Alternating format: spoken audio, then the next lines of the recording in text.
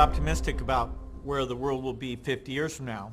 I hope I'm around to see it, but I think we can already see the shape of things in some ways. The human population, which was growing at a very rapid rate, is now growing at a slower rate because as we become successful, families have chosen to have less children. And so we can see a peak population that makes it possible to think about living within the resource constraints that we have. We can also see a decline in violence. It's amazing now because we hear about all the violent things around the world, but every century the world has had a lot less war, a lot less violent deaths, and we've come to value the work that's being done but in other countries, making great products, and really think together about humanity's common future. The pace of innovation will need to surprise us in some ways. What form this great energy source will be that will avoid us destroying the environment. That's an invention that's very, very important. How much care will we give towards making sure that the poorest several billion are not completely left out?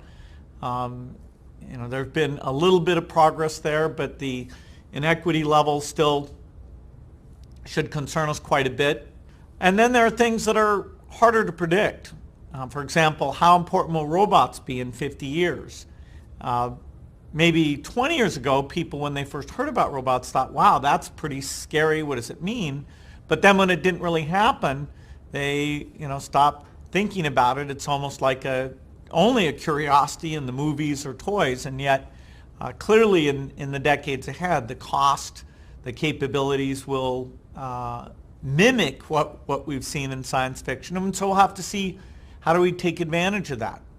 As we're living longer, how do we find fulfillment? What does a working career look like in terms of timing? The world will have aged on average, and that brings with it very interesting problems.